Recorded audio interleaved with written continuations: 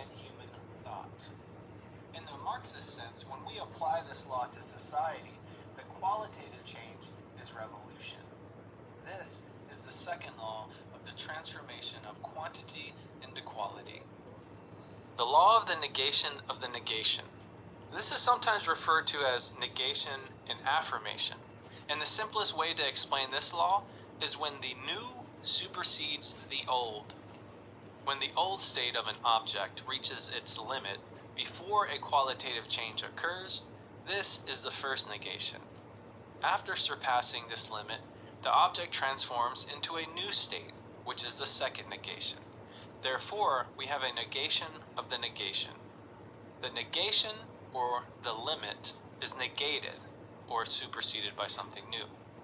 Karl Marx described an example of this law. The capitalist mode of appropriation, the result of the capitalist mode of production, produces capitalist private property. This is the first negation of individual property as founded on the labor of the proprietor. But capitalist production begets, with the inexorability of a law of nature, its own negation. It is the negation of the negation. This does not re-establish private property for the producer, but it gives him individual property based on the acquisitions of the capitalist era, meaning on cooperation and the possession in common of the land and the means of production. Negation, in the Marxist sense, does not mean completely wiping out the existence of something. In the process of an object transforming from one state to another, old remnants of the old state still remain in the new state.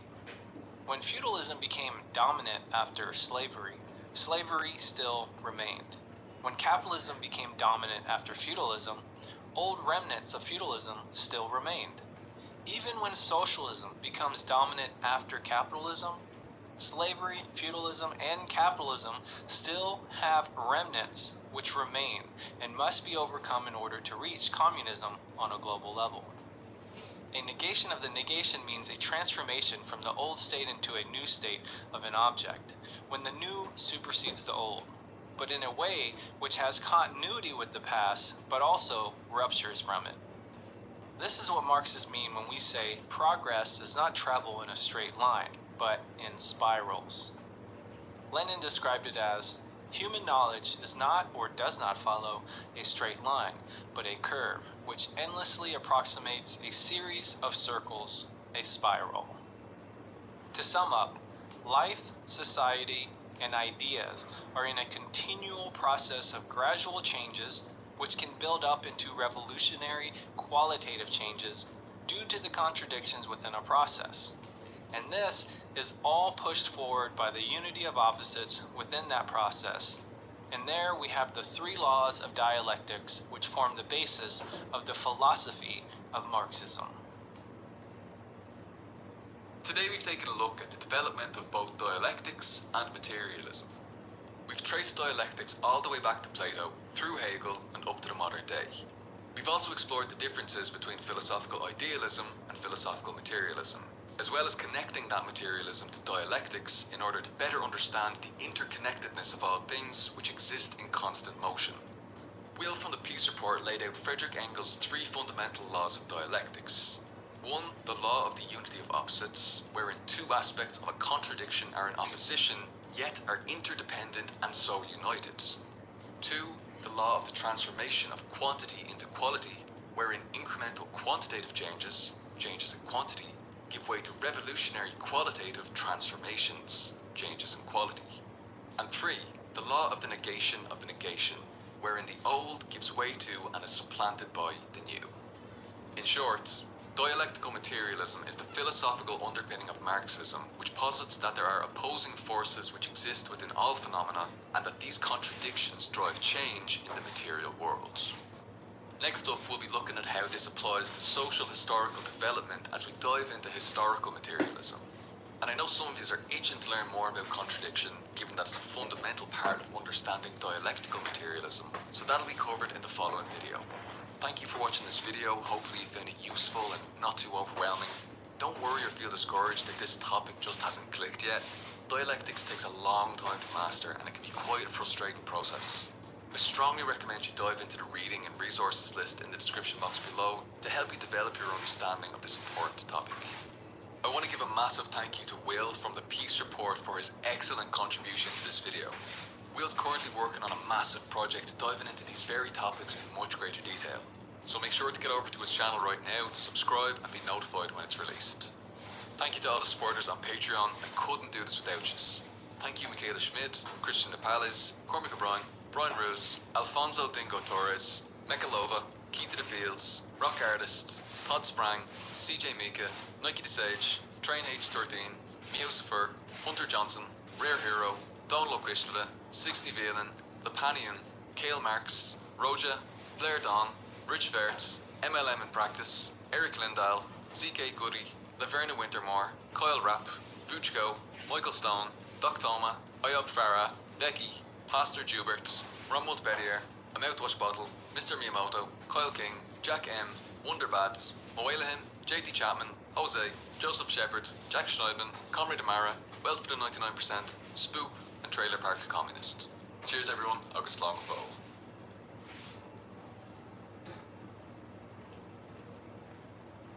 Slave society, feudalism, capitalism, socialism. What is it that separates these different stages of history? Is it purely technological development? Is it just the great ideas of individual members of the respective ruling classes building and structuring society according to their grand visions? Marxists argue no. Instead, we understand societies and their respective modes of production as being the products of particular material conditions. In other words, we base our understanding on the materialist conception of history, or historical materialism. The materialist conception of history starts from the proposition that the production and, next to production, the exchange of things produced is the basis of all social structure. That in every society that has appeared in history, the manner in which wealth is distributed and society divided into classes or estates is dependent upon what is produced, how it is produced, and how the products are exchanged. So what are the main differences between the various stages of history? Production and exchange. Under capitalism, we produce and exchange very different kinds of products in very different ways to what was seen under slave society or feudalism. For example, imagine trying to explain purchasing a Netflix subscription on your smartphone using online payment methods to someone from ancient Greece. It's not just a problem of explaining technological development, but the nature of the product itself, how it was produced, and how it's being exchanged would all seem completely alien to someone existing within the confines of ancient Greek slave society. The material conditions required to make this purchase possible are so vastly qualitatively different to that which existed within slave society that it'd be impossible to even comprehend such an exchange. So how do we get from there to here? How does society move from one stage of historical development with a particular mode of production to another? Today we're going to apply the philosophy of Marxism, dialectical materialism, to historical development to find out. And in doing so, we're going to dive into the science of Marxism, historical materialism. Welcome to Socialism 101, a series designed to help educate people with no prior knowledge on the basics of socialism and communism from an ML and MLM perspective with short and easily digestible videos. If this sounds interesting to you, then go ahead and subscribe and turn on the notification bell below. We're often presented a narrative about societal progression and development that centres around great men with lofty ideals who, through their bravery and boldness, push the wheel of history forward to its next stage. However, Marxists posit that the final causes of all social changes and political revolutions are to be sought not in men's brains, not in man's better insight into eternal truth and justice, but in changes in the modes of production and exchange. They are to be sought not in the philosophy, but in the economics of each particular epoch.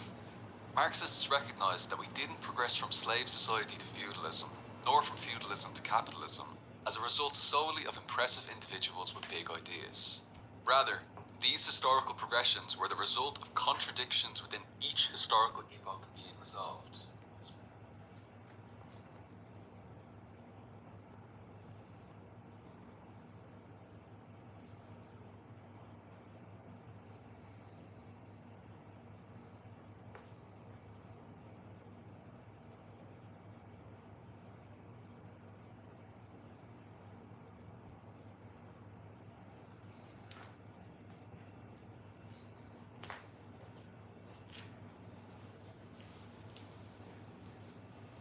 This is a guided meditation on peace, presentness, and political revolution.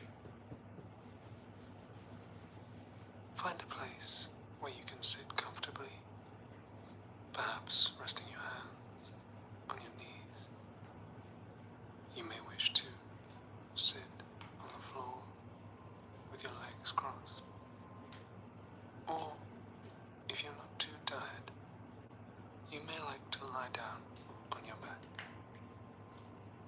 Whatever position suits you. Make sure that your chest is open, and you may wish to allow your eyes to gently close, or find a point in the room where you can rest your focus. Begin by noticing your breathing. Feel your chest rising and falling, your belly expanding in and out. You don't have to change the way you breathe, just becoming aware of it. In and out. Notice also that society can be thought of as being made up of groups of people with conflicting and irreconcilable economic interests, which we call classes. You don't have to change society in this moment. This is your moment, your time. Just notice class conflict and be aware of it. This will be our anchor as we proceed on this journey. And now, let's take 3 deep, relaxing breaths. As you release the air in your lungs, you may wish to repeat in your mind the topics of today's meditation. And with each breath, I invite you to experience a doubling of your relaxation. Let's take the first of these 3 breaths. Now, breathing in peace and out. Very good. Breathing normally in between, becoming even more relaxed with each breath. Let's take the second breath. Now, in presentness and release. Fantastic job. Aware of your chest rising and falling. Let's take the third and final breath. Now, breathing in political revolution and out. Well done. Don't worry if your breathing doesn't match the sound of my voice. It is all good, and it is all okay. Just becoming even more aware of breath, and beginning slowly to relax. As we breathed those 3 relaxing breaths, you may have noticed a slight tingling sensation spreading from the top of your head down through your shoulders, arms, chest, right out the tips of your toes. This sensation is available to you throughout this meditation, whenever you desire.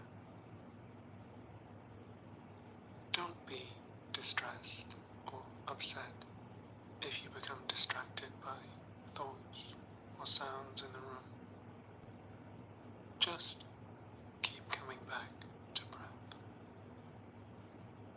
The world can be chaotic, and we can lose focus when we think about what we might like to change, or something we wish we could control. But just invite yourself to come back to breath and the model of class conflict. Breathing in and out.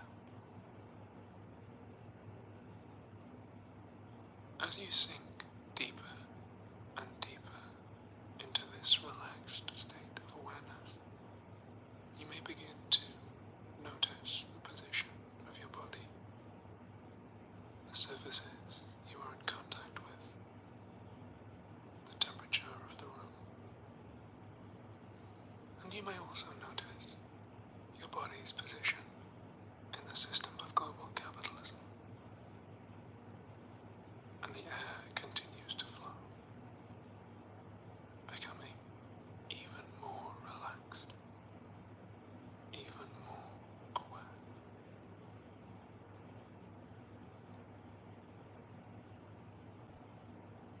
Now, in this relaxed state, we are ready to consider the revolution.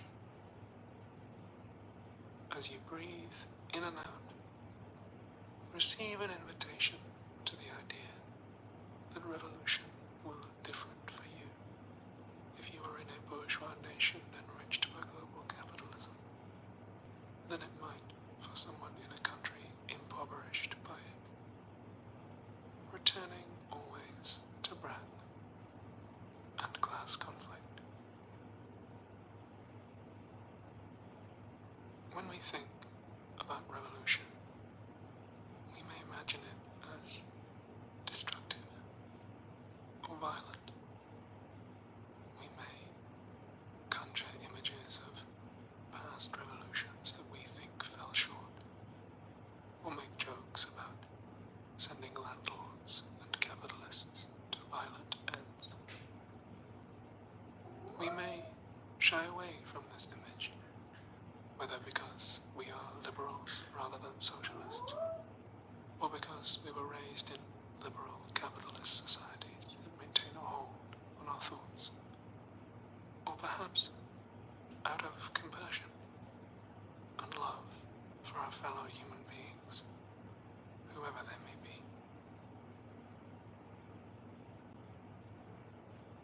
Whatever the reason, we may desire to avoid revolution, but simply agitate for reform within capitalist society while maintaining its comforts. But although revolution means a break with the old ways of doing things, it need not be fundamentally destructive, but instead an act of creation. It may be scary or painful, like bringing a new child into the world, but it is the birthing of a new way of life, rather than the gradual managing of decay and bargaining with entropy that liberal democracy has become. This is not to say that we cannot learn from our mistakes or come to an understanding of history. Simply that, in considering the revolution, we want our focus to be on the present and not our anxieties about the past. Do not judge yourself if you have doubts. Simply observe them and let them go. We may become anxious or depressed when we ruminate on the past and witness the destruction and pain that can seem to surround us.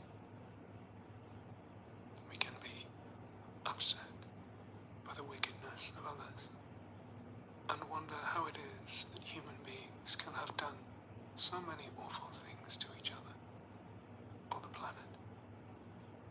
Conversely, we may rejoice at small changes that we have managed to win in the past through elections and trade unions in the struggle for a fairer world.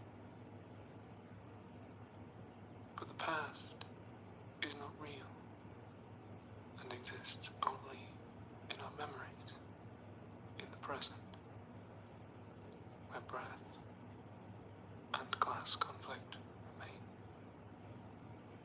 and where we want our focus to be. Breathing in,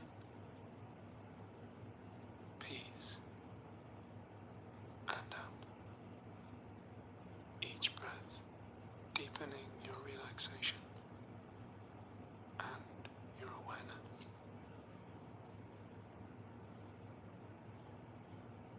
When we are not dwelling on the past, we often project our thoughts about revolution into the future, as if it will be some messianic event, waiting just out of reach, that will save us from the frightening things in our world.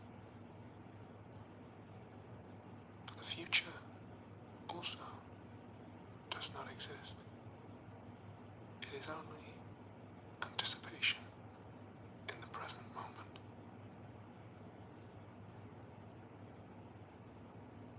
When we think of the revolution as a specific event, like an armed uprising that will take place in the future, we can become concerned about whether our actions take us closer to our idea of that event or farther away. We may become fixated on the purity of our vision, focusing only on the ideal classless future and neglecting other forms of oppression that others struggle against in the here and now. Or we may become anxious, thinking that it is an impossible task, or that we would have nothing to contribute, imagining instead that the future revolution will be led by anti-fascist catgirls or revolutionary daddies who will do the fighting for us. This can turn us against each other, or make us doubt ourselves, wondering whether what we or those around us are doing is truly revolutionary or merely reform. It is okay to have these doubts. Simply recognize them and return to the present moment, to breath, and the desire to abolish the class system.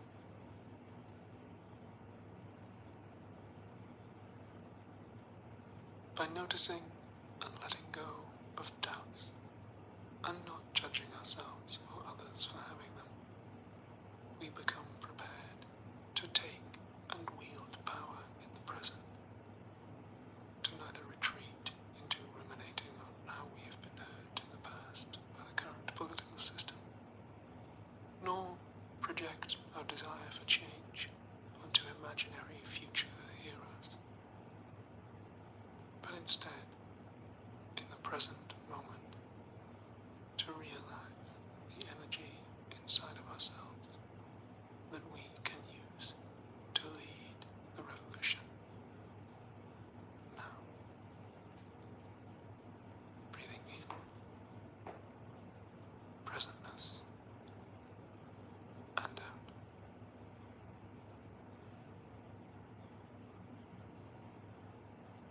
When we look at the revolution either as a distant project of the future or the redemption of the past, we often imagine it as a moral crusade, springing from the best impulses of our hearts, and someday bringing about a lasting justice. But this way of thinking can also bind us and stop us from seeing a way forward in the is easy to become overwhelmed or disappointed when our own sense of justice is not met, and to become concerned with how the resources of our world are distributed, rather than the conditions under which they are extracted and produced.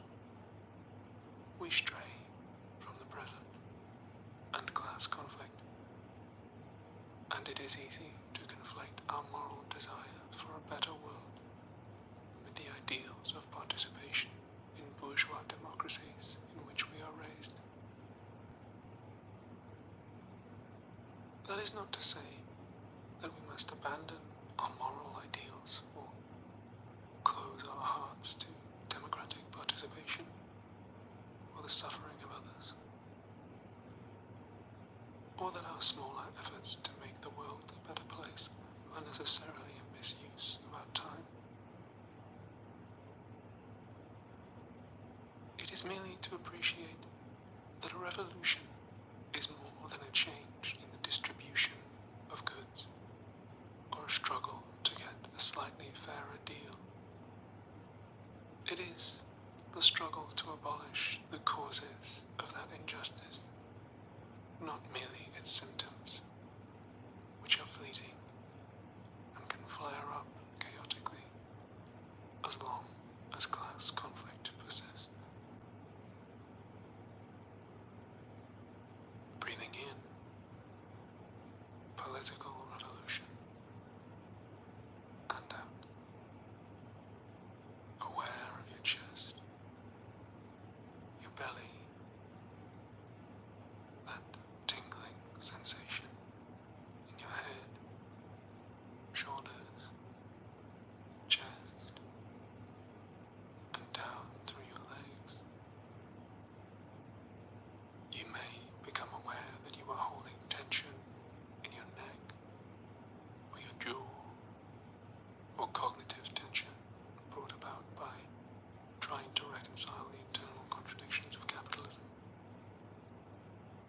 With your next breath, just invite any tense muscles to let go.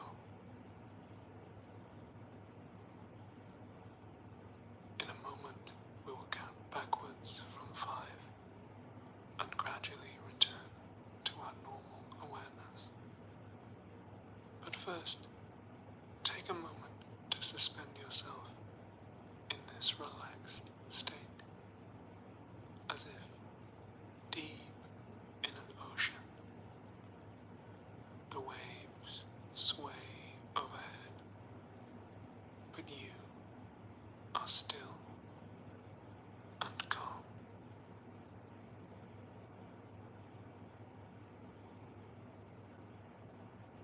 And now we will begin to surface with 5 short phrases. You may wish to repeat them in your mind or out loud, whatever is best for you. Beginning with 5. I am aware of my breath.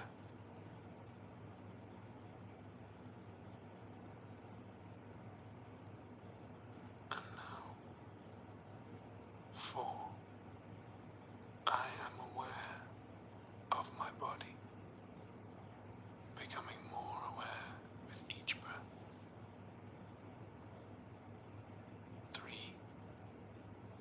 I am aware of class conflict, breathing in and out with 2. I am aware of the revolutionary energy inside me. And now, finally, 1. I embrace revolution in the present moment.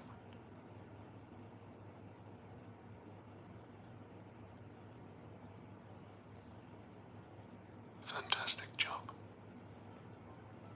If you wish, you can stay in this relaxed state for as long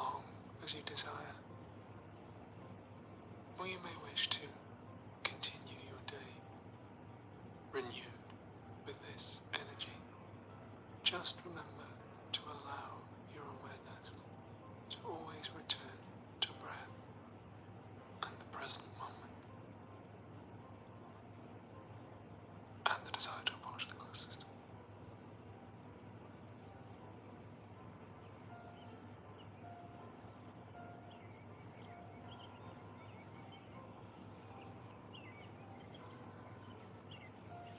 This meditation was written and performed by Oliver Thorne and recorded with the help of Man Bros Media. Patreon.com/philosophytube is where you can support the show and find a list of the generous patrons.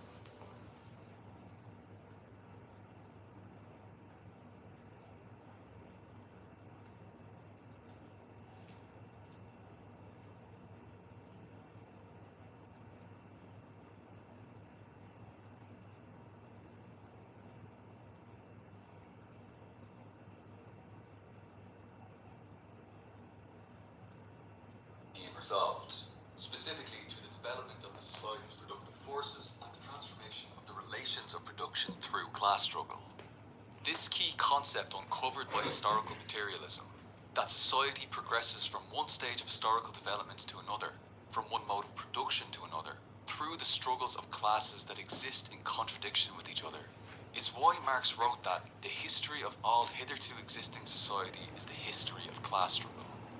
Within each mode of production, there are exploiting and exploited classes that come into contradiction with and struggle against each other.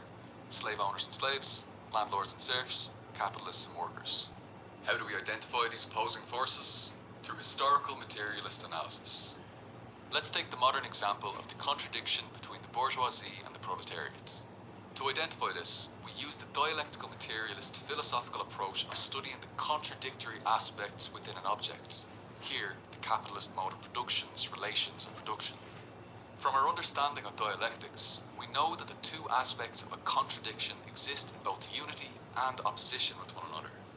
We know that the bourgeoisie and proletariat rely on each other for their existence, but have opposing interests and so will struggle against one another towards the resolution of the contradiction, and in so doing will drive social historical change. We know that this struggle, the class struggle between the two, will entail incremental quantitative changes which will give rise to a revolutionary qualitative transformation, that the negation will finally be negated with the realization of the abolition of class society in communism. When we apply dialectical materialism to society and historical development, like this analysis of capitalism's contradiction between the proletariat and the bourgeoisie and what the resolution of this contradiction entails, we're engaging in historical materialist analysis. By understanding how opposing forces drive change in general with dialectical materialism, we understand that social historical development is no exception. The science of historical materialism posits this general law of motion, that the struggle between opposing classes in society is the propelling force for transitioning from one mode of production to another. That is to say, history moves according to class struggle. Now, importantly, history isn't nearly as linear as it might seem from this discussion so far. Societies may skip certain stages, or they may advance to one stage only to regress later, as we saw with the defeat of 20th century socialism and the re-establishment of capitalism. But in saying that, even with these regressions, capitalism once again creates the conditions necessary for socialism through its class contradictions, through the contradiction of its social character of production and its private form of appropriation, and so on, which continue to push society forward to its next historical stage, socialism. Today we've taken a look at the application of dialectical materialism to social historical development in order to understand the science of Marxism, historical materialism. Through this, we understand that the various stages of historical development are the result of particular material conditions which give rise to different methods of production and exchange. We've learned that history moves according to class struggle, not according to the ideas of great men. And we've looked at the principal contradiction of the capitalist mode of production which necessitates resolution in the form of revolution, thus progressing society onto the next stage of social historical development, socialism. Next up, we're going to deepen our understanding of dialectics by diving further into contradiction. Thank you to all the supporters on Patreon. I couldn't do this without you. Thank you Ian McShay, Hugh Gopnik, Matthias Hugness, Annex Magnus, Burku Gorilla, Ryan Hodson, Soup, Evan Crossland, Madeline, Sonic232, Sagan, Michaela Schmidt, Christian Nepales, Cormac O'Brien, Ryan Roos, Alfonso Dingo Torres, Mikalova, Key to the Fields, Rock Artist, Todd Sprang, Nike Decide, Train Age 13, Meowsifer, Hunter Johnson, Rare Hero, Donald O'Quishleva, Sixty Valen, Lepanian, Kale Marks, Roja, Blair Don, Rich Vert, MLM in Practice, Eric Lindahl, ZK Goody, Laverna Wintermore, Kyle Rapp, Vuchko, Michael Stone, Doctoma, Ayab Farah, Becky, Pastor Joubert, Romuald Bedier, A Mouthwash Bottle, Mr. Miyamoto, Coyle King, Jack M, Wonderbad, Moilahim, JT Chapman, Jose, Joseph Shepard, Jack Schneidman, Conrad Mara, Wealth for the 99%, Spoop, and Trailer Park Communist. Cheers everyone, agus slán go bhfuil.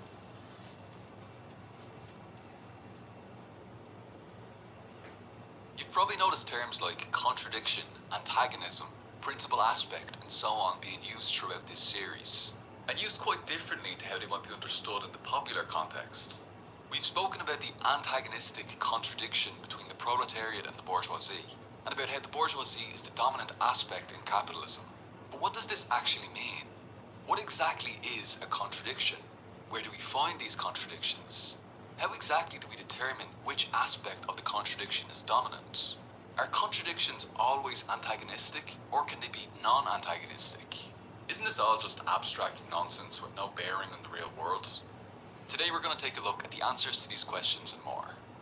Welcome to Socialism 101, a series designed to help educate people with no prior knowledge on the basics of socialism and communism from an ML and MLM perspective with short and easily digestible videos. If this sounds interesting to you, then go ahead and hit subscribe and turn on the notification bell below.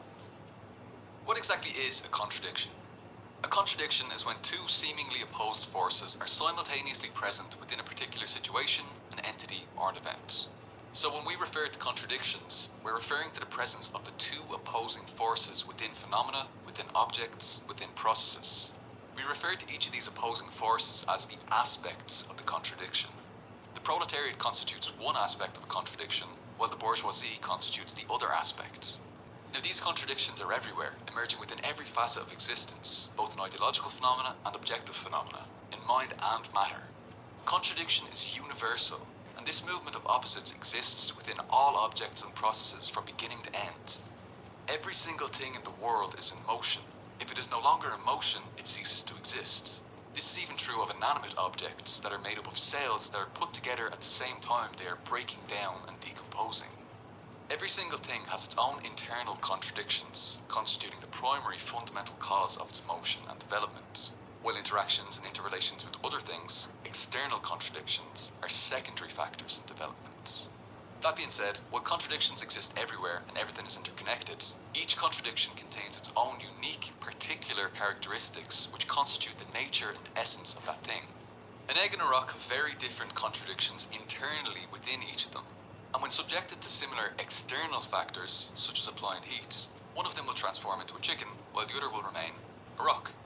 This is because, despite both being subjected to the same external force of heat, there are particular internal causes within the egg providing the basis for this transformation into a chicken. So while contradiction itself is universal, each particular contradiction is unique, even to the point where you'll notice that the contradiction between similar forces will be handled differently in different circumstances. For example, class struggle, even specifically between the proletariat and the bourgeoisie, manifests in very different ways in different places and times. While of course having similarities due to the universal aspects of this contradiction, the Bolshevik Revolution and the Chinese Revolution played out very differently due to the unique particularities of each situation. The particularities of contradictions have to be studied carefully in order to understand how they are properly resolved. As Mao states in On Contradiction, qualitatively different contradictions can only be resolved by qualitatively different methods. For instance, the contradiction between the proletariat and the bourgeoisie is resolved by the method of socialist revolution. The contradiction between the working class and the peasant class in socialist society is resolved by the method of collectivization and mechanization in agriculture. Contradiction within the Communist Party is resolved by the method of criticism and self-criticism, and so on and so forth. Different contradictions are resolved in different ways. There is no one-size-fits-all approach. Now, when we're analysing contradictions, we'll notice that there's a seemingly endless number of contradictions that exist at a given time. So we always need to ask, what is the principal contradiction? There are many contradictions in the process of development of a complex thing, and one of them is necessarily the principal contradiction whose existence and developments determine or influence the existence and development of the other contradictions. For instance, in capitalist society, the two forces in contradiction, the proletariat and the bourgeoisie, form the principal contradiction. The principal or primary contradiction has a knock-on effect that influences all other contradictions, which we call secondary contradictions. Examples of secondary contradictions would be the contradiction between the petty bourgeoisie and the big bourgeoisie, between competing capitalist powers, between bourgeois liberal democracy and fascism, and so on. These secondary contradictions are all determined, or at least heavily influenced by, the primary contradiction. Though, importantly, the primary contradiction is not permanently fixed or static and can shift over time. Secondary contradictions can become primary and vice versa. Now, when looking at contradictions, we always need to uncover what the principal aspect of that contradiction is. While we need to study all aspects and avoid being one-sided in our analysis, the principal aspect, or dominant aspect, will determine the nature of a thing. So we always need to ask, which aspect is stronger in a contradiction? For example, in the contradiction between the proletariat and the bourgeoisie is the principal, dominant aspect. They are the stronger force due to their bourgeois state apparatus, their police, their military, and so on. Now, the existence of the bourgeoisie doesn't automatically make a society capitalist, such as in the late stages of feudalism, when the bourgeoisie existed as a smaller, weaker force. It's only when the bourgeoisie becomes the dominant force that we can say that the nature of a society is definitively capitalist. However, similarly to the shifting principal contradiction, the principal aspect of a contradiction is also not fixed or static, and instead is always changing as a result of the struggle of opposites. The bourgeoisie may be dominant right now, but it hasn't always been this way, and it won't always be. Through a revolutionary class struggle putting the dictatorship of the proletariat in place, the proletariat becomes the principal or dominant aspect of the contradiction, fundamentally changing the nature of that society, though we'll return to the implications of this point a little bit later. Now, the contradiction between the proletariat and the bourgeoisie is what we would call an antagonistic contradiction. This is a hostile relationship of exploitation that can't be resolved peacefully, as history bears testament to. However, there are also non-antagonistic contradictions that can be resolved peacefully. As mentioned earlier, the contradiction between the proletariat and the peasantry is non-antagonistic and can be resolved through the means of agricultural collectivization and mechanization. Problem solved without even so much as a scratch. Let's say you and your friend have a disagreement over whether or not a certain country is socialist. This in itself is a non-antagonistic contradiction, so the two of you can simply sit down and have a chat about it and come to a resolution together. There's no need to kill each other over it. But unfortunately, this is a problem on the left, where non-antagonistic contradictions are often treated as antagonistic. Minor disagreements about this or that become sources of huge amounts of hostility, transforming non-antagonistic contradictions unnecessarily into points of antagonism. Conversely, political centrists, rightists, and opportunists generally have the opposite problem, where they treat antagonistic contradictions as non-antagonistic, proposing peace where the only solution is force. For example, the antagonistic contradiction between a brutal occupying colonial force and a colonized people is sometimes treated as something that can be resolved peacefully through the ballot box. But, as Frantz Fanon reminds us, decolonization is always a violent event. So, we need to carefully study each particular contradiction to understand whether it's an antagonistic contradiction that can only be resolved by force, or a non-antagonistic contradiction that can be resolved peacefully, and then act accordingly. Now, why does all this matter? Why do we need to understand dialectics, historical materialism, contradiction, and so on? Because, as the big man once said, philosophers have hitherto only interpreted the world in various ways. The point is to change it. And if we want to change the world, then we need to understand it and its laws of motion. Misunderstanding dialectical materialism as the philosophical basis for motion and development, and particularly the law of quantitative change and qualitative transformation, leads people to erroneous views of socio-historical development, specifically reformist incrementalist views focused entirely on quantitative changes rather than on qualitative transformations. For example, pushing the idea that you can just vote in socialism, or somehow reform capitalism all the way to communism without revolution, which is ahistorical and demonstrates an acute misunderstanding of dialectics. And many people who call themselves Marxists make these mistakes all the time. In fact, many of these same people even struggle with basic questions like what is capitalism or what is socialism, which can only be sufficiently answered with a thorough understanding of contradiction. What do I mean by this? Mao teaches us that the nature of a thing is determined mainly by the principal aspect of a contradiction, the aspect which has gained the dominant position. As such, in a given society, when the bourgeoisie is the principal aspect, the nature of that society will be capitalist. However, Mao continues, this situation is not static. The principal and the non-principal aspects of a contradiction transform themselves into each other and the nature of the thing changes accordingly. The dominator will become the dominated, and vice versa. And this means that when the proletariat becomes dominant and the bourgeoisie dominated, the nature of the society itself within which this is happening fundamentally changes, putting it on the road to communism. The implications of understanding the principal aspect of a contradiction gives us unique insight into the question of whether or not this or that society is socialist.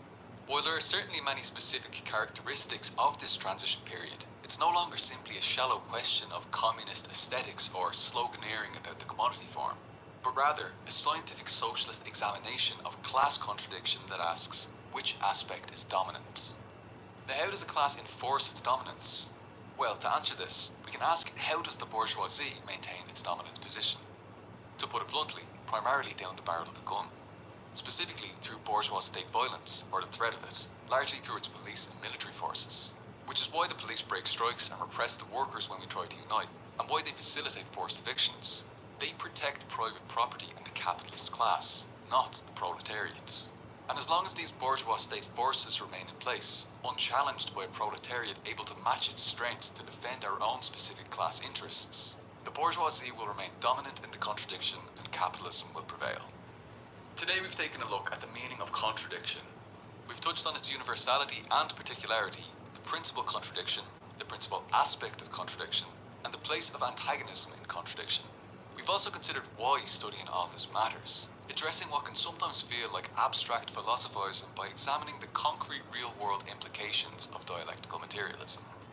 As always, these videos are just introductions to much larger subjects. To deepen and fully develop your understanding, you need to struggle with these topics a lot more, so make sure to continue working through the reading about contradiction and dialectical and historical materialism in the description box below. Next up, we'll be looking at utopian socialism and scientific socialism. Thank you to all the supporters on Patreon. I couldn't do this without yous. Thank you Ian McShea, Ugopnik, Matthias Hogness, Annex Magnus, Borku Gorilla, Ryan Hodgson, Soup, Evan Crossland, Madeline, Sonic232, Sagan, Michaela Schmid, Christian Napalis, Brian Roos, Alfonso Dingo Torres, Mekalova, Key to the Fields, Rock Artist, Todd Sprang, Nike DeSaid, Train H13, Meowsifer, Hunter Johnson, Rare Hero, Donald Quistleva, Six Nivielin, Lepanion, Kale Marks, Roja, Blair Don, Rich Vert, MLM in Practice, Eric Lindahl, ZK Goody, Laverna Wintermore, Kyle Rapp, Vuchko, Michael Stone, Doc Toma, Ayob Farah, Becky, Pastor Schubert, Romwald Bedier, A Mouthwash Bottle, Mr. Miyamoto, Kyle King, Jack M, Wonderbad, Moelahim, JT Chapman, Jose, Joseph Shepard, Jack Schneidman, Comrade Amara, Wealth for the 99%, Spoop, and Trailer Park Communist. Cheers everyone, agus long fo. You've probably heard people saying things along the lines of, socialism's great in theory, but terrible in practice. That it's a beautiful idea, but ultimately that it's utopian. And that if we want to be realistic, then we have to accept that capitalism is simply the only system that works. Abandon your utopian idealism and embrace a system which requires infinite growth on a planet of finite resources. But beyond the obvious absurdity of capitalists claiming that socialists are the utopian idealists, as though we live in a parallel universe where up is down and down is up, when you start reading Marx and Engels, you hear these socialists calling other socialists utopians. There's no escaping it. The difference, however, is that Marx and Engels actually know what they're talking about. So, what is it they have to say? What is utopian socialism and how does it differ from Marxist scientific socialism? Let's find out. Welcome to Socialism 101, a series designed to help educate people with no prior knowledge on the basics of socialism and communism from an ML and MLM perspective with short and hopefully easily digestible videos. If this sounds interesting to you, then go ahead and hit subscribe and turn on the notification bell below. And if you'd like to support Marxist educational content, then toss in €1 or $1 per month over on Patreon to help keep this going. Now, unless you were born into a Marxist household or something like that, there's a good chance you've probably gone through a stage early on in your political development where you conceived of socialism as a kind of liberalism plus. You may have realised that slogans like liberty, equality and fraternity, upon which modern bourgeois liberal society is supposedly built, appear to only apply to the rich, while the rest of us are forced to toil systematically under constraint, inequality and isolation. And so maybe you've thought, well, in that case, we should look into doing a bit of socialism, because socialism actually can guarantee us all liberty, maximum possible equality and nurture fraternity. The basis for socialism then would be the achievement of these liberal ideals, which capitalism has shown itself incapable of fulfilling. And so maybe you start thinking of alternatives. Maybe you and your mates could band together and open up a worker cooperative. Or to hell with modern corporate society. Maybe you could go even further and start up a radical egalitarian commune. And you wouldn't be the first to have these kinds of ideas. In fact, prior to Marxism, these were the kinds of positions that some of the early prominent socialists and communists like Saint-Simon, Fourier and Robert Owen were putting forward. And between them, they got a lot of things right. There were many grains of truth in their analyses which helped us to arrive at modern communist theory. But as human consciousness is historically contingent and determined by social existence, they were of course fundamentally limited by the moments in which they existed. Consequently, their socialism was founded on a utopian idealist basis that saw itself as somehow existing outside of history, and assumed that we can, through rationality and reason, simply conjure up visions of the perfect world based on egalitarian values in our minds, and then construct society in accordance with that vision. In a sense, this attempts to impose our ideas onto reality, rather than deriving our analysis from reality. And we can see how this would stem from an early 19th century context of bourgeois liberal revolution as a manifestation of the idealist notion that great men and their ideas are the driving force of history. Marxism, however, as you'll recall from the past 3 videos, opposes this idealist premise. Instead, Marxism begins with a materialist analysis of history, examining the contradictions within societies and what the resolution of these contradictions entails. It bases its analysis on the fundamental interconnectedness of all phenomena, understanding dialectical development and rejecting a metaphysical static notion of some perfect utopian ideal to which reality will have to adjust itself. The basis for socialism for Marxists, then, is not to be found supposedly external to capitalism in the minds of these great utopian socialist thinkers attempting to realise their ideals of liberty, equality and fraternity. For scientific socialists, the basis for socialism is to be found within capitalism itself, its internal contradiction, specifically capitalism's core antagonism between its socialised character of production and its private form of appropriation, manifested in the contradiction between the proletariat and the bourgeoisie. Now, under earlier systems, we often saw private production and private appropriation, and we still do see this to a small extent with the petty bourgeoisie. Think small handicraftsmen who produce their own goods, then appropriate all value created by this process for themselves. But under capitalism, we see generally that production is socialised as workers collectively produce huge amounts of surplus value, which is then appropriated privately by capitalists. The whole system is built on this private capitalist appropriation of the proletariat's collective unpaid labour. And this is a hugely antagonistic contradiction, wherein if the workers push for better conditions, making any gains, this necessarily comes at a loss to the capitalists. If the proletariat receives more of the surplus value that it produces, then the capitalist necessarily receives less. If the proletariat receives all of the surplus value it produces, then the capitalist can no longer exist. Their existence depends on this unpaid labour of the proletariat. They need us, but we don't need them. And the realization of this fact pushes the proletariat forward to resolve the contradiction. How is this fundamental contradiction of capitalism between social production and private appropriation resolved? By moving to both social production and social appropriation, where the surplus value generated by proletarian labour power, instead of being appropriated by these capitalist vampires, is appropriated by the proletariat itself. And so we see that the basis for socialism, for scientific socialists, for Marxists, lies in the resolution of this very contradiction between social production and private appropriation, between the proletariat and the bourgeoisie, between the productive forces and the relations of production. Socialism necessarily emerges from capitalism itself through the resolution of its internal contradictions, not from the minds and ideas of individuals dreaming of a perfect utopian society. So we should now be able to see a distinction emerging between scientific socialism and utopian socialism, where scientific socialists understand that proletarian revolution will usher in socialism as a result of capitalism's internal contradictions. Utopian socialists essentially believe that their good ideas can usher in socialism, that if only the masses knew about the horrors of capitalism and the virtues of their ideas and values, then everyone in the world would certainly willingly embrace communism the very next day. Now, we will dive deeper into the question of where correct ideas come from and the Marxist theory of knowledge based on social practice in a later video.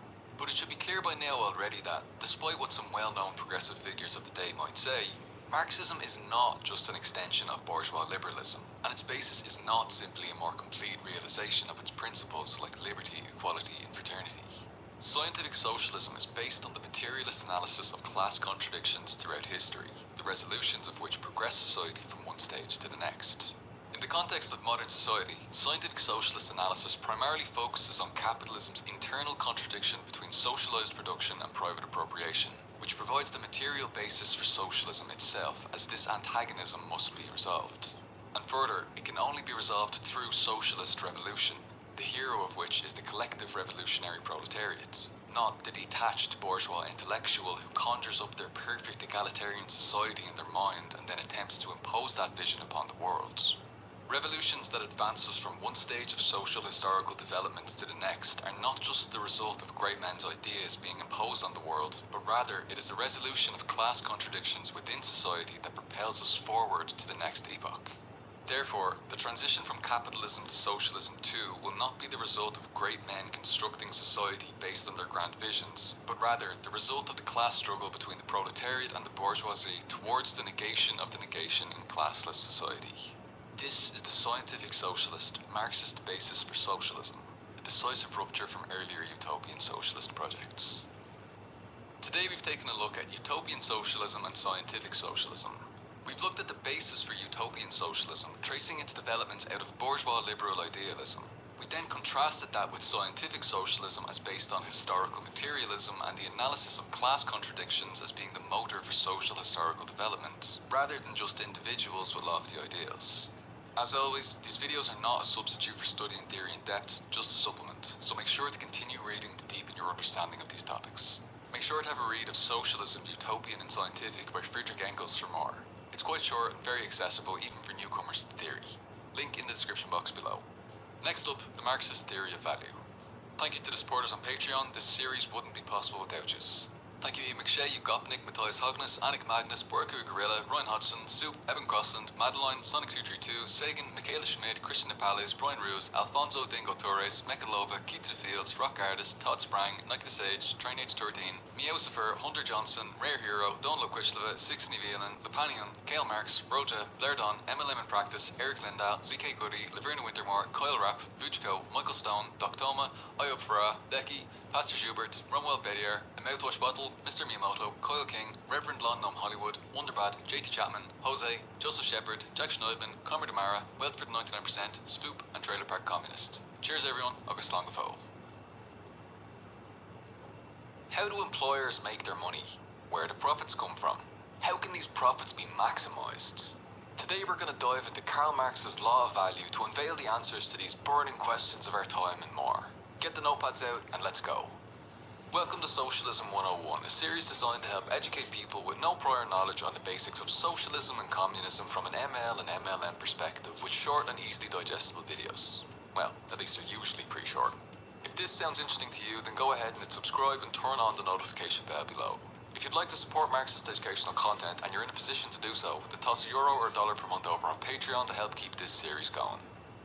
Marx begins Capital Volume 1 by stating that the wealth of those societies in which the capitalist mode of production prevails presents itself as an immense accumulation of commodities, its unit being a single commodity. Our investigation must therefore begin with the analysis of a commodity. So, what is a commodity? At its most basic level, a commodity is a product that is created for exchange in order to make money. Take for example a chair that is bought and sold in a shop. That chair will be purchased by a consumer for their own personal use from a capitalist who seeks to realise a profit from the exchange. As suggested from this, commodities like our chair contain both use value and exchange value within them. A commodity's use value is simply that which it is useful for. Our chair is used for sitting on, for comfort, and maybe for aesthetic purposes if it's a particularly handsome chair, which it is. A commodity's exchange value is that ratio at which it is exchanged for something else. For example, one chair could be exchanged for 20 hats or 60 kilograms of rice. Of course, it's not very practical to carry around 20 hats or 60 kilograms of rice, and the seller of the chair may not even need them. So instead, we use money as the universal equivalent. So our chair could instead be exchanged for €100. It's a very, very handsome chair. This price of €100 then represents the exchange value of the chair. But what determines the ratio at which different commodities are exchanged? Why is one handsome chair equivalent to 20 hats or €100? Exchange value is determined by a product's value, which is determined by the socially necessary labour time required to produce it. So the price that you see in a shop is not the product's actual value in and of itself, but rather, assuming supply and demand are in equilibrium, an estimate of the product's value, which is, again, determined by the socially necessary labour time that has been required to produce it. The chair's price of €100 is an estimate of how much socially necessary labour time has gone into its production. So, to quickly reiterate, there's use value, exchange value, and value. Use value is a product's usefulness. Exchange value is the ratio at which one commodity can be exchanged for another, usually represented by the universal equivalent of the money commodity. Value is the socially necessary labour time required to create the product. Our chair's use value is that it can be sat upon and enjoyed for its handsomeness. Our chair's exchange value is equivalent to €100. Our chair's value is the socially necessary labour time that it took to produce, let's say 4 hours. So, for Marx, value isn't just some subjective phenomenon, but rather objectively determined by labour, hence the labour theory of value, or LTV. But Marx wasn't the first person to theorise the labour theory of value. Liberal political economists like Adam Smith and David Ricardo also employed versions of the labour theory of value long before Marx. However, it was Marx who was able to clarify that it isn't just any old form of labour that creates value, but rather socially necessary labour. That is, labour that meets the wants and needs of society in one way or another. Labour that produces use value. 4 hours spent working on the creation of our handsome chair is useful, it creates value. 4 hours spent running around a city hammering random rocks, while certainly difficult and even laborious, isn't producing anything of use for anyone, so it's not socially necessary labour and does not produce value. Furthermore, our chair isn't going to be twice as valuable if I decide to work slowly and it takes me double the amount of time to complete, nor half as valuable if I work at double speed. Socially necessary labour time is determined by the average amount of labour required in average conditions with average tools to produce. For one person, they may be able to produce the chair in 3 hours. For another, it may take 5 hours. The socially necessary labour time then, in this case, would be the average between them, 4 hours. Of course, with technological development and automation, with the development of productive forces, the socially necessary labour time decreases, and with it, the value of the product and the capitalist's potential for realising profit also decreases. Which, as you can imagine if you think of this tendency of the rate of profit to fall on a societal scale, has troubling implications for the capitalist ruling class. A chair that once required 4 hours of socially necessary labour may now be produced in 1 hour with the aid of machines, so its exchange value represented in price is forced to represent its new lower value, meaning the use value of the commodity remains the same, but the exchange value decreases, and subsequently less profits can be derived from the same commodity. But let's put the magnitude of profits aside for now. How is it that capitalists end up with these profits in the first place? Where exactly did they come from? One of Marx's most important contributions to the labour theory of value, to this Marxist law of value more broadly, is his analysis of surplus value and the exploitation of labour.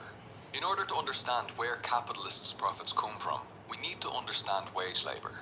Capitalism relies on the proletariat selling its capacity to labour to the capitalist for fixed periods of time, whether that's an hourly wage or an annual salary.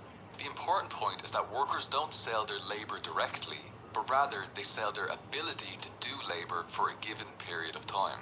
That is, workers sell their labour power through this system of wage labour.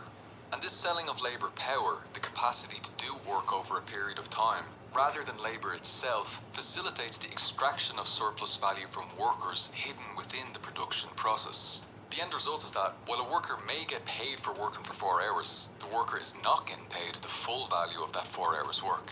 And in fact, the only reason that the worker's been hired to do this wage labour is because the capitalist knows that the worker is going to produce more value than the capitalist is going to pay for it.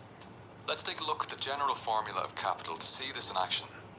The capitalist starts off with money, M, then he purchases commodities, C, then he sells commodities and ends up with more money than he initially spent, M prime, the added value being represented by the prime.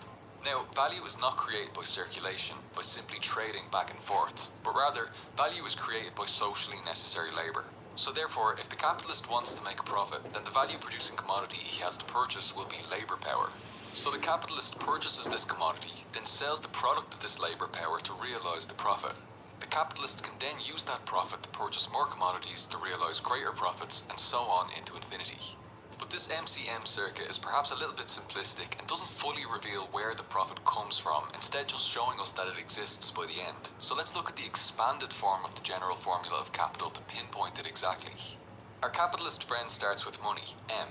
With this money he's going to purchase two things, that is, two types of commodities. Labour power, LP, in the form of wage labour based on hourly, daily, weekly or monthly wages, which is referred to as variable capital, and means of production, MOP, the tools needed for production, the factory, as well as the raw materials necessary for said production. Importantly, these contain a certain amount of dead labour congealed within them due to the previous labour that was necessary to produce them, like cutting down the trees for wood, like the manufacturing of the tools, and so on. And this value will be passed on to the final product, which is why we also refer to this as constant capital, though this doesn't create new value like variable capital does.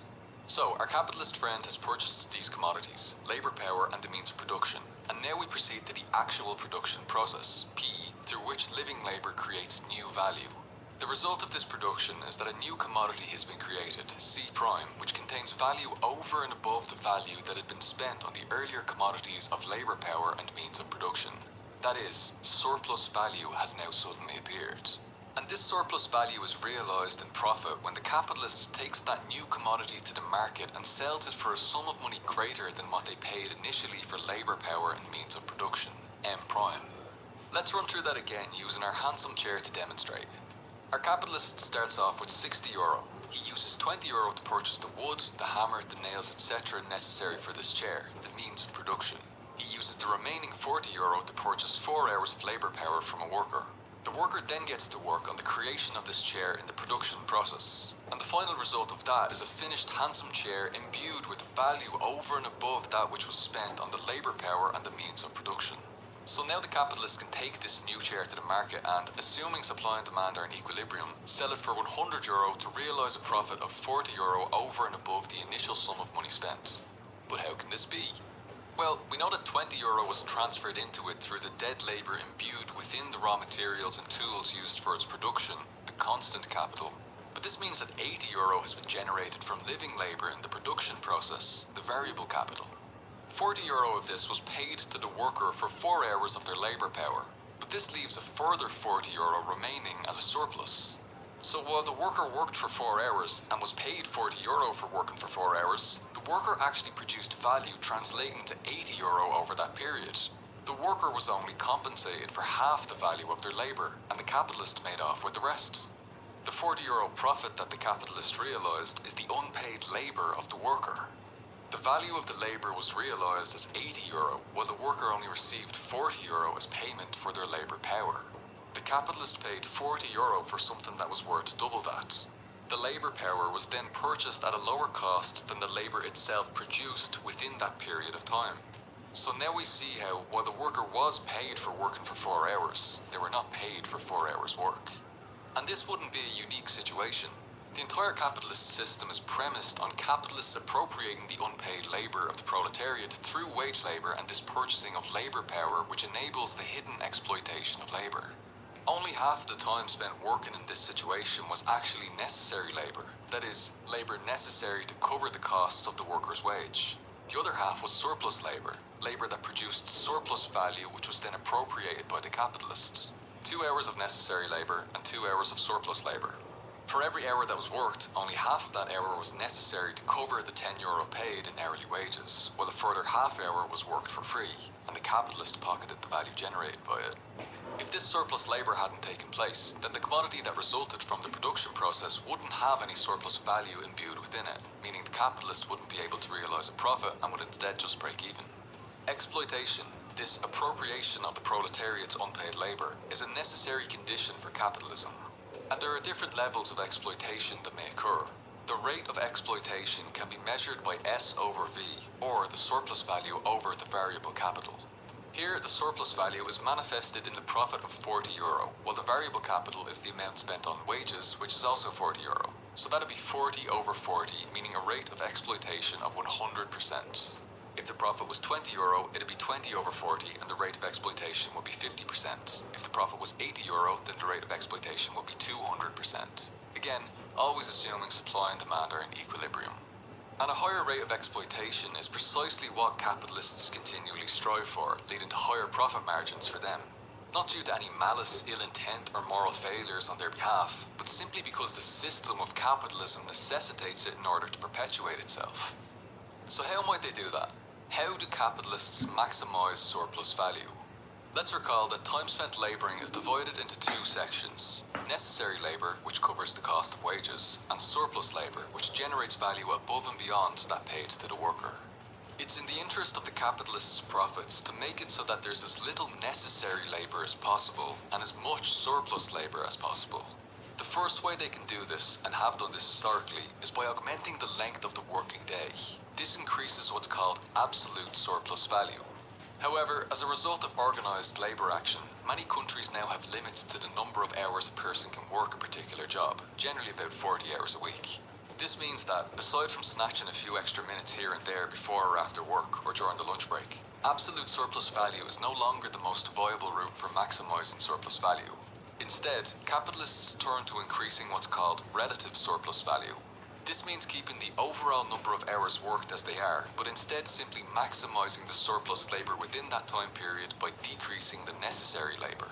And you'll notice very well yourself through the modern obsession with endlessly increasing worker productivity while real wages remain stagnant. So you work harder and generate more value, but capitalists pay you the same hourly rate, at least in terms of real wages. Where does the added surplus value from this increased productivity go? Straight into the pocket of the capitalist. Aside from the intensification of labour, another way of maximising relative surplus value is for capitalists to lower the cost of labour power. Capitalists need to pay the minimum wage of subsistence for labour to be able to reproduce itself. You can't work if you haven't got enough money to pay for life's necessities like shelter, food, water, clothing, etc. So the amount covering those bare necessities will be the lower limit in this regard. But if the capitalists can lower the cost of life's necessities, then they can get away with paying lower wages, which will reduce the necessary labour and increase surplus labour. There are other ways that a capitalist might attempt to increase relative surplus value, and we see this playing out, for example, in the gig economy and with zero-hour contracts. But the main ways that relative surplus value will be increased generally comes down to either intensification of labour or reducing the cost of labour by various ways and means. Today we've taken a look at the Marxist law of value. We began by looking at commodities, their use value, what they're useful for, exchange value, the proportion at which they can be exchanged for other commodities, usually represented by the universal equivalent of money, and the determining factor of their overall value, socially necessary labour time. We then proceeded to look at Marx's law of value as distinguished from other versions of the labour theory of value and the importance of understanding that it's only socially necessary labour that produces value. We then moved on to analysing wage labour and the process by which a capitalist purchases labour power rather than labour directly, and how this conceals the capitalist's appropriation of the worker's unpaid labour. We pinpointed the location in the process of production at which this occurs by looking at the expanded general formula of capital to reveal the point at which necessary labour and surplus labour take place, bringing to light the capitalist's exploitation of the worker. We also demonstrated how this exploitation can even be measured, surplus value over variable capital, so that we can see in plain sight the rate of exploitation occurring. Lastly, we proceeded to look at how the capitalist seeks to maximise this exploitation by increasing absolute surplus value through longer working hours and increasing relative surplus value by intensifying labour and reducing its cost. This is the Marxist law of value. However, we've only really begun to scratch the surface of it. To get a thorough understanding of Marx's law of value and all of its components, you'll need to dive into the reading yourself. There's a full reading list on this topic in the description box below, including various other sources like podcasts and some great YouTube videos to help supplement your study. Hopefully this video will make things a little bit easier for you as you're working through that reading. Thanks very much to the supporters on Patreon who've made this video possible.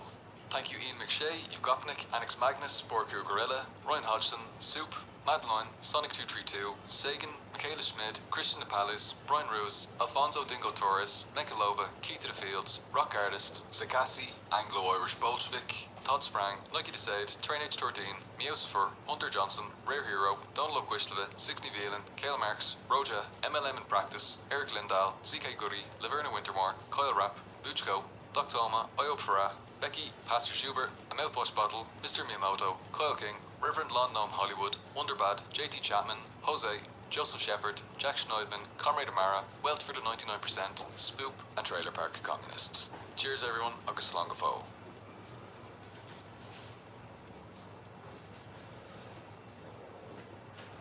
there was one Marxist concept that had to be singled out for being the most misunderstood of all, that award would have to go to commodity fetishism. Much like the widespread misunderstandings of dictatorship in Dictatorship of the Proletariat and materialism in Historical Materialism, the word fetishism in Marx's commodity fetishism to the modern ear conjures up all kinds of weird and wonderful connotations. Well, mostly just weird. But look, to clarify from the get-go, no, we're not going to be discussing paraphilia. Marx really wasn't overly concerned with people's sex lives, especially not in relation to random objects. Likewise, we aren't going to be talking about the more common misconception of commodity fetishism as people simply being obsessed with purchasing consumer goods. Marx's commodity fetishism refers neither to a sexual fetish nor an excessive preoccupation with consumerism. So, what does it refer to? What is Karl Marx's conception of commodity fetishism? Let's find out. Welcome to Socialism 101, a series designed to help educate people with no prior knowledge on the basics of socialism and communism from an ML and MLM perspective with short and easily digestible videos. If this sounds interesting to you, then go ahead and hit subscribe and turn on the notification bell below. If you'd like to support Marxist educational content, then toss €1 or $1 per month over on Patreon to help keep this series going. If you're not in a position to contribute financially, you can help out a lot by just sharing these videos around on social media. Now, when Marx uses the word fetishism, he uses it in an older anthropological sense of the term. A fetish, by this understanding, is an object that appears to have some kind of magical or mystical supernatural powers within it. This often occurs in religious, spiritual, and mythological contexts. Think of a magic ring that supposedly grants superpowers to its possessor. The object somehow contains a power or value that's perceived to be inherent within it. The question of where this power or value has come from is obscured, hidden behind a veil of mysticism. Questions regarding where the ring came from, under what conditions it was produced, what its molecular composition is, why it has appeared at this specific moment in time, etc., are all brushed aside. We instead just see a static object that exists with power and value which appears to emanate from that object itself, rather than from the complex processes of production among people which have actually given rise to it. This is the illusion of the object, the fetishism that conceals the social reality of its production and instead ascribes to the object inherent power and value. So when Marx talks about commodity fetishism, he's similarly referring to our illusory perception as consumers that commodities contain inherent value in and of themselves, appearing in a kind of vacuum that's devoid of the larger social context of the production of these commodities by real people engaged in exploitative labour relations. When we walk into a shop and see a chair, we're only seeing the finished product and its price tag. The appearance then to us is that this commodity, the chair, simply inherently contains value. But what constitutes that value is generally not immediately clear to us. We may be able to know its use value, that it can be sat upon. We may be able to see that it's made from wood or other materials. And of course, we know that it can be exchanged for a certain quantity of another commodity that we may possess, money. So we can kind of see how it relates to other things. But we know virtually nothing about how this chair was created and those involved. We don't know who cut down what trees and where for the wood required to produce this. We don't know who assembled it. We don't know how the wood got to the factory for production, nor how the final product got from that factory to the shop in which it's now being sold. And importantly, we know nothing about the working conditions for all of those involved in this complex process of production. We know nothing about the vast amount of people involved in this process and how they relate to one another, employees and employers. From the capitalist who first hired workers to cut down trees to sell wood, and now all the way to us, the consumers, at the end of this process at the point of exchange. These social relations between real people at every step of the way are kept hidden from us. We know nothing about the exploited workers who produced the chair, and they know nothing about us, who purchased the product of their labour for our personal use. Thus, the real social relations between people ourselves are hidden, and in its place we're confronted with what appears to us to be merely relations between things. Those things generally being the money in our pocket and the commodity before us, our chair. This is the fetishism of commodities. The illusion that commodities themselves somehow contain inherent value that's separate from this web of exploitative capitalist social relations between actual human beings. As a thought experiment, Pick any object around you and try to trace it back to its origins. Where did it come from? Who assembled it? Where did its constituent parts come from? What were the labour conditions like for those involved in its production and distribution from beginning to end? Difficult, isn't it? Maybe you lucked out and chose a fair trade cup of coffee that told you a little bit about where it came from and how wonderfully ethical the entire process was. But in general, it's nearly impossible for consumers to trace a commodity's creation back through the entirety of the complex global supply chains which have facilitated its production and distribution, let alone ask questions about the relations between all the workers and the capitalists involved in it, because this production and distribution generally occurs privately behind closed doors. And that's extremely beneficial to the capitalists.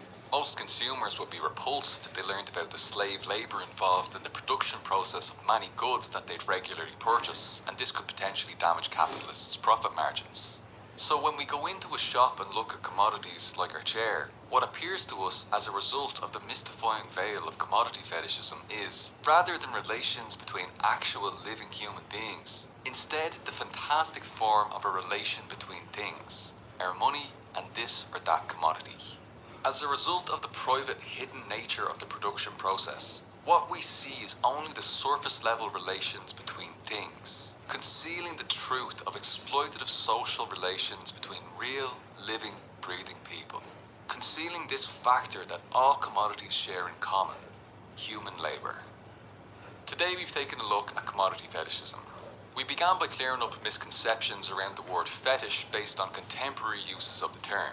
We then proceeded to examine fetishism as used in the anthropological context in order to make sense of Marx's use of the term. With this definition, we then looked at what commodity fetishism means in the context of Marx's critique of political economy, which is, to simplify, how in commodities we perceive the real social relations between people as instead simply relations between things. This conceals the exploitative reality of the process of capitalist production that lies hidden, occurring privately behind closed doors. Thank you for watching this video, hopefully you found it useful. If you'd like to learn more about commodity fetishism, you'll find extra resources linked in the description box below. As always, reading about these subjects will get you a lot further than solely watching short introductory videos like this. I strongly recommend having a read of section 4 of the first chapter of Marx's Capital Volume 1, which fleshes out this topic a lot more. If you're struggling with the commodity part of commodity fetishism, you can find this explained in more detail in the previous Socialism 101 video on Marx's Law of Value. Thanks very much to the supporters on Patreon who've made this video possible. Thank you Ian McShay, Ukopnik, Borku Gorilla, Brian Hodgson, Soup, Madeline, Sonic232, Sagan, Michaela Schmid, Christian Nepales, Brian Ruse, Alfonso Dingo Torres, Mekalova, Rock Artist, Todd Sprang, Nike the Sage, Zakasi, Anglo-Irish Bolshevik, Train Age 13, Meowsifer, Hunter Johnson, Donal O'Quishleva, Sixney Velan, Kale Marx, Roja, MLM in Practice, Eric Lindahl, ZK Goody, Laverna Wintermore, Kyle Rapp, Buchko, Doc Toma, Io Farah, Becky, Pastor Schubert, A Mouthwash Bottle, Mr. Miyamoto, Kyle King, Reverend London Hollywood, Wonderbad, JT Chapman, Jose, Joseph Shepard, Jack Schneidman, Comrade Amara, Wealth for the 99%, Spoop, and Trailer Park Communist. Cheers everyone, agus slán go fóill. Do you know, anatomically modern human beings have existed for over 200,000 years, while private property and class society have only existed for less than 5% of that time. And that's generously including slave society and feudalism. Capitalism's only been around for a few hundred years. And yet, the power of our society is such that it can completely brainwash us into believing that something that we've been doing for less than 0.5% of humanity's existence, capitalism, this system that's literally destroying our planet, is human nature. Now, just think about that for a second. This system that we're engaged in, which has been completely alien to us for over 99.5% of humanity's existence, is human nature. How in the holy feck have we managed to accept such a ridiculous notion as simply being common sense? This is where the Marxist analysis comes in and shines a light on society's base and its superstructure. So, what is the base? What is the superstructure? How do they relate to one another? And what does this all mean for the struggle towards stateless, classless, moneyless society moving forward? Sit tight and we're going to find out.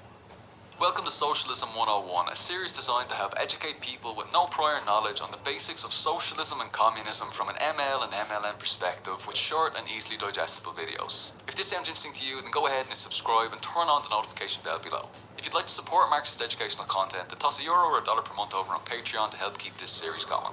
If you're not in a position to support financially, you can help out a lot by just sharing these videos around on social media.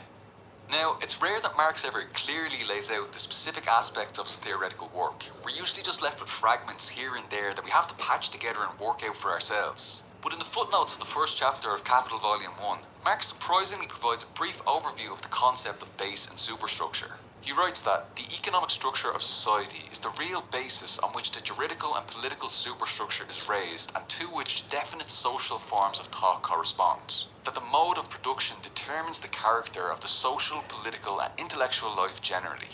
Now, there's a lot to unpack in that statement, so let's take this piece by piece. First, looking at the economic structure, the base, then the superstructure that it gives rise to. Then we'll dive into how they interact with one another and how Marxists can proceed towards communism with this knowledge. Now, the base of society is comprised of the mode of production. This might be slave society's slave-owning mode of production, feudalism's feudal mode of production, capitalism's capitalist mode of production, or communism's communist mode of production. The mode of production within society is comprised of two key aspects. One, the productive forces, and two, the relations of production. Productive forces refer to labour and the means of production. Labour here refers to both the individual act of engaging in work as well as the collective labour force. Under the capitalist mode of production, workers sell their labour power, their ability or capacity to do work for a given period of time, to capitalists. Means of production refers to everything that's required to produce, including instruments of production, like the tools, machinery and buildings in which we carry out our work, as well as subjects of production, which includes natural materials like iron ore and also materials that have been filtered through previous labour like that iron ore in its extracted form, which we call raw materials. So those are the productive forces. The other equally important aspect of society's base is the relations of production. As the name implies, this refers to how people relate to the process of production. Under capitalism, this would generally be as a worker or as a capitalist, a member of the proletariat or a member of the bourgeoisie. In other words, the relations of production refer to the systems of class or social class that exist within the given mode of production. Now, from this economic base emerges a societal superstructure which in turn helps to maintain that base. This includes repressive state apparatuses like the military and police, which the ruling class use to secure and maintain their class domination and the current economic order through physical force. This is legitimised ideologically through the system of law that's created to reinforce the relations of production. For example, the bourgeoisie creating laws that protect the right to freely purchase private property and the means of production, and also the political system that it has in place. Now, the bourgeoisie can generally work quite effectively through liberal democracy, but when private property is challenged by organised labour and the threat of socialist revolution looms, they may resort to implementing fascist measures, or even dissolve liberal democracy completely into a full-on totalitarian, corporativist, fascist regime in order to maintain the capitalist economic base. Aside from open and explicit politics, religion is another important ideological apparatus of the superstructure, as we saw, for example, how Christianity was effective in helping to maintain monarchy historically, think divine right of kings, in order to maintain particular relations of production. Perhaps most importantly, the superstructure contains the very ideology which maintains the economic base, the ideology of capitalism being liberalism. That is, liberalism in the classical sense of the term. And this ideology is reflected in the superstructure's art, culture and media, especially that which is disseminated to the masses by the powers that be. The education system too is hugely important in reinforcing ruling class ideology, and it also serves to prepare people to fulfill the roles required of them in order to maintain the mode of production. And this is all made possible, of course, by the family, that is, the patriarchal monogamous family unit that facilitates inheritance and the accumulation of private property across generations, as well as the reproduction of labour. In sum, the superstructure refers to all parts of society that are not directly part of the productive process. And we can see how, in the superstructure's totality, through a million different ways comprising both directly repressive state force and ideological control, it creates these societal norms that make the economic base appear to simply be common sense, or the natural order of things. In essence, it works to manufacture the consent of the masses in order to maintain the particular mode of production. This is the power of the superstructure. Okay, so now we know that the base refers to the mode of production, including the productive forces and the relations of production, and the superstructure refers to all other aspects of society that aren't directly part of the production process, such as repressive and ideological state apparatuses, the law, religion, the family, the media, art, culture, etc. But we now need to look at the relationship between these two aspects of society. While it is the case that the economic base determines the superstructure in the final instance, it shouldn't be assumed that this is generally just a one-way system. Rather, the base gives rise to the superstructure, which then reinforces the base, which in turn reinforces the superstructure, and so on and so forth in a reciprocal circular pattern. Engels himself pushed back against the notion of an economically deterministic, one-way linear relationship from the base and to the superstructure.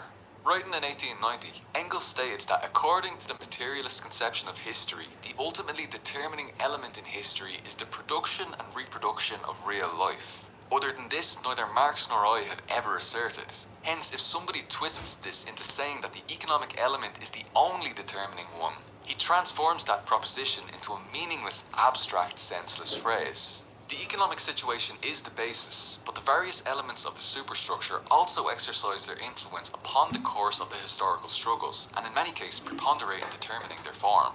Unfortunately, there are mechanical materialists who don't understand this and erroneously believe that simply transforming the economic base is enough to solve all of society's ills, that there's no need for struggle at the superstructural level because everything flows in one direction from base to superstructure.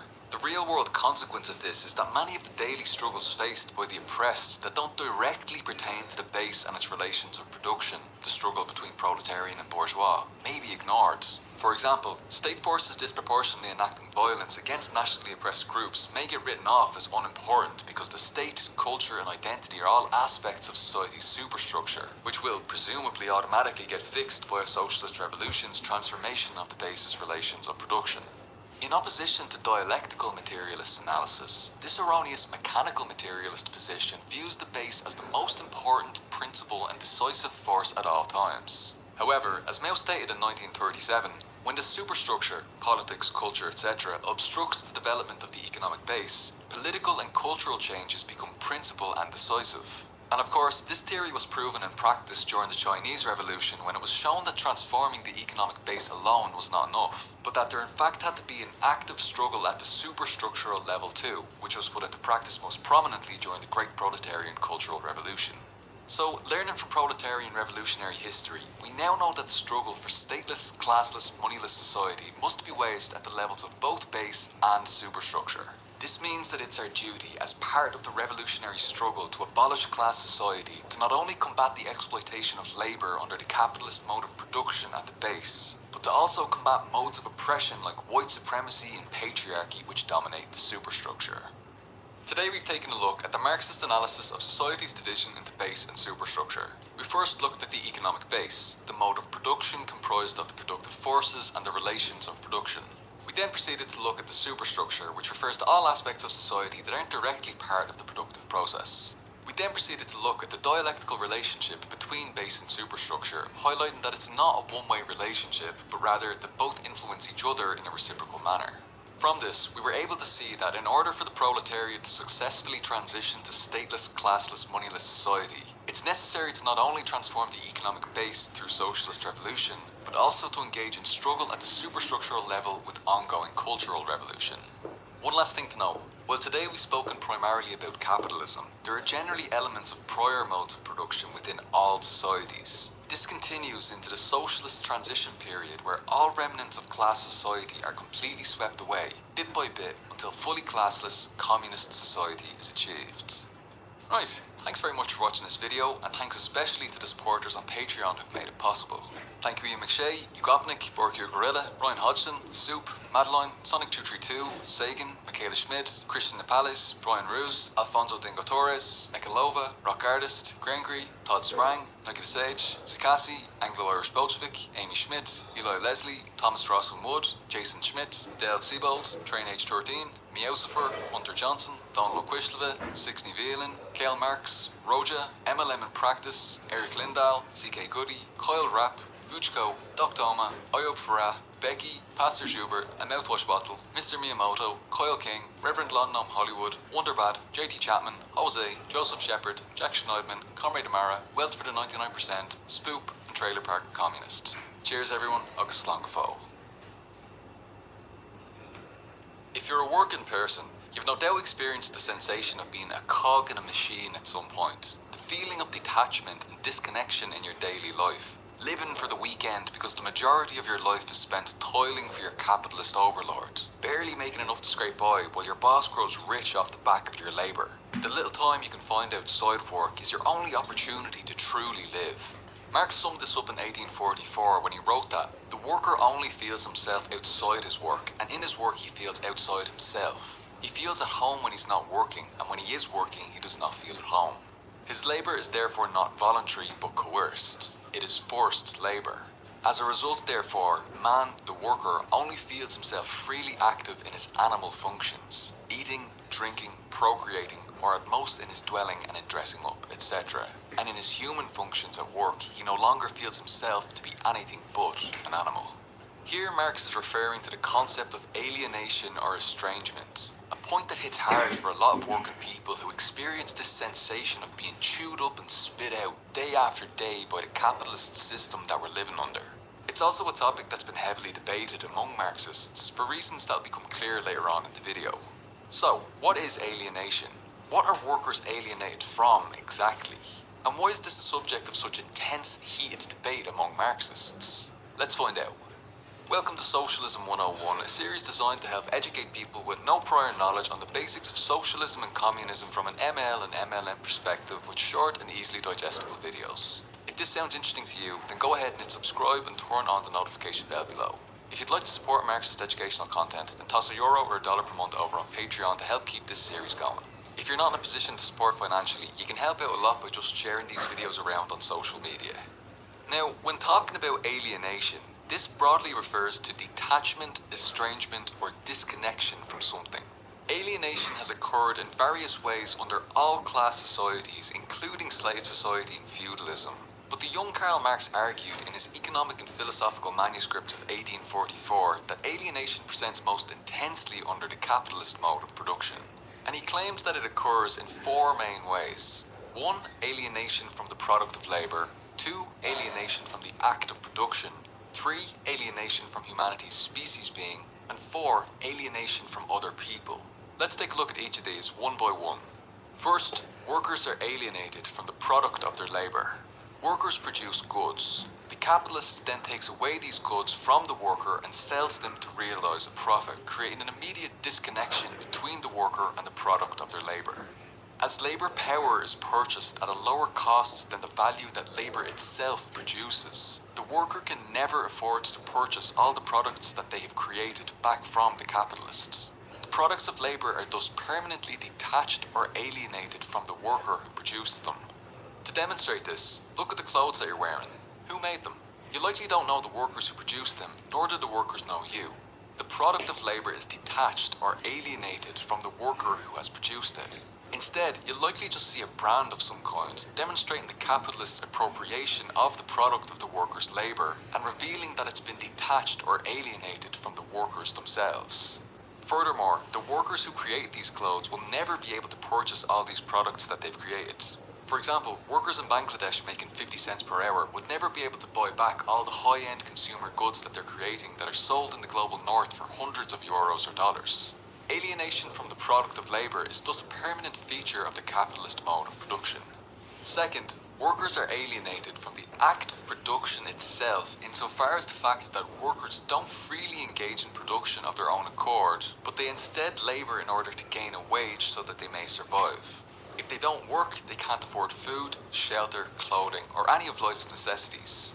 They consequently sell labour power to capitalists, not freely of their own accord, but are forced to do so as a result of economic coercion. In selling their labour power, workers' labour then belongs to someone else, the capitalists. The labour, the act of producing, becomes external to the worker. It's estranged or alienated. The external character of labour for the worker appears in the fact that it is not his own, but someone else's. That it does not belong to him. that in it he belongs not to himself but to another. The worker's activity is not his spontaneous activity, it belongs to another. It is the loss of his self. Left to our own devices, we could engage in the kind of labour that we found most useful both individually and collectively, whether that be in producing art or helping to build homes for those in need. Instead, we perform the labour demanded of us by capitalists who seek nothing more than the realisation of profit to the detriment of all else, determined by the whims of the market and the anarchy of production.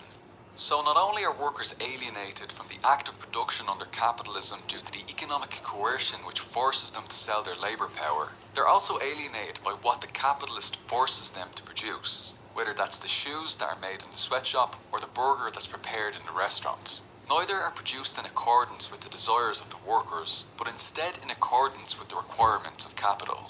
As workers don't control the means of production, we find ourselves being controlled by the means of production, transformed into little more than an appendage of a larger process of production over which workers have no control. We become merely cogs in someone else's money-making machine. Third, in his early writings, Marx claims that workers are alienated from our species being or species essence. Marx suggested that there was a human essence that separated humans from other animals. The essence or spirit of humanity, humanity's species being, was that humans engage in labour and produce beyond our immediate needs, while other animals produce only what they need directly. Humans don't simply produce shelter and grow food. We also create art and write songs and make spaceships to send people to the moon. Marx explains that an animal only produces what it immediately needs for itself or its young. It produces one-sidedly, whilst man produces universally.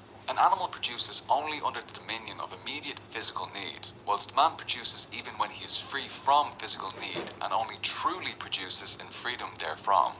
He suggested that this production that occurs beyond physical necessity is what allows people to transcend other animals and become truly human, to fully self-actualize. It is just in his work upon the objective world, therefore, that man really proves himself to be a species being. This production is his active species life. Through this production, nature appears as his work and his reality. The object of labour is, therefore, the objectification of man's species life, for he duplicates himself not only as in consciousness intellectually, but also actively in reality, and therefore he sees himself in a world that he has created. So if workers are unable to produce freely beyond physical necessity, they're detached or alienated from the defining feature of human nature itself, according to early Marx. Alienation from the product of labour and the act of production, as mentioned earlier, means workers are alienated from humanity and become no more than any other animals, robots, or simple cogs in a machine. Estranged labour, therefore, turns man's species being, both nature and his intellectual species power, into a being alien to him and a means of his individual existence. It estranges man from his own body, from nature as it exists outside him, from his spiritual essence, his human existence. Now, you may be surprised to hear Karl Marx writing about humanity's spiritual essence, particularly if you're more familiar with Marx's later writing, which has a much more detached, scientific, economically focused tone. Keep this point in mind, we're going to circle back to it after discussing the fourth type of alienation. Now, fourth, under the capitalist mode of production, workers are alienated from other workers, or more broadly, people are alienated from other people. Connecting this to the three previous forms of alienation already discussed, Marx writes that an immediate consequence of the fact that man is estranged from the product of his labour, from his life activity, from his species being, is the estrangement of man from man. When man confronts himself, he confronts the other man. What applies to a man's relation to his work, to the product of his labour and to himself, also holds of a man's relation to the other man and to the other man's labour and object of labour. However, alienation from other people is perhaps demonstrated a bit more concretely in Marx's later concept of commodity fetishism, which reveals the way in which the commodities that we encounter on the market mystify us and obscure the real human relations which are involved in the creation and distribution of these products. For example, it's generally impossible for us to know the workers in the sweatshops and the working conditions under which the products we encounter on the market have been created. The worker who produced the product is detached from it, and we as consumers purchase these detached products. This means that we as consumers are also detached or alienated from the workers themselves who produced it. Thus, the real social relations between people ourselves are hidden, and in its place appear to us merely relations between things, the money in our pocket and the product on the shelf. In this way, the capitalist mode of production makes us detached, disconnected, estranged, and alienated from one another. Now, I mentioned earlier that alienation is a contentious topic that's subject to a lot of debate among Marxists. The main point of debate is around the concept of species being and a spiritual essence of humanity, which Marx used as the basis for other forms of alienation under capitalism in his early writing. This will seem completely out of place if you've come to Marx through his later work, which roots itself firmly in materialism rather than idealist notions of spirits or any kind of transhistorical metaphysical human nature that stands outside of history, detached from the objective material conditions of any given epoch. In fact, this contrast is so stark that Marx's work is often divided into pre-1845 early Marx and post-1845 late Marx. Early Marx... Same time tomorrow. Being resolved.